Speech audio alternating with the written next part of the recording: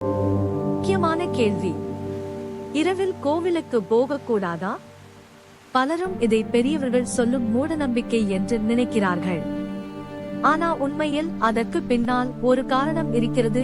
நள்ளிரவு நேரத்தில் எதிர்மறை ஆற்றல்களின் நடமாட்டம் இருக்கலாம் என்பதால் பாதுகாப்பு காரணங்களுக்காகவும் பூசாரிகள் ஓய்வெடுக்கவும் நடை சாத்தப்படுகிறது.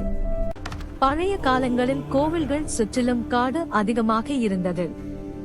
அதனால் இரவில் மக்கள் பாதுகாப்பாக இருக்க வேண்டும் என்பதற்காக இரவில் கோவிலுக்கு செல்ல வேண்டாம் என்று கூறினார்கள். மற்றொரு காரணம் என்னவென்றால், கோவில்களில் இரவு நேரத்தில் அர்த்தஜாம பூஜை முடிந்த பிறகு கோவில் கதவுகள் மூடப்படும். அந்த நேரம் தெய்வத்திற்கு ஓய்வு நேரம் என்று கருதப்படுகிறது.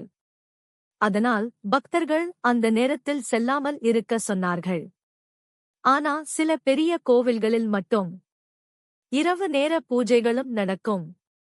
அதனால் இரவில் கோவிலுக்கு போகக்கூடாது என்பது மூடநம்பிக்கை மட்டும் இல்லை. அதற்கு பின்னால் பாதுகாப்பும் மரபும் இருக்கிறது.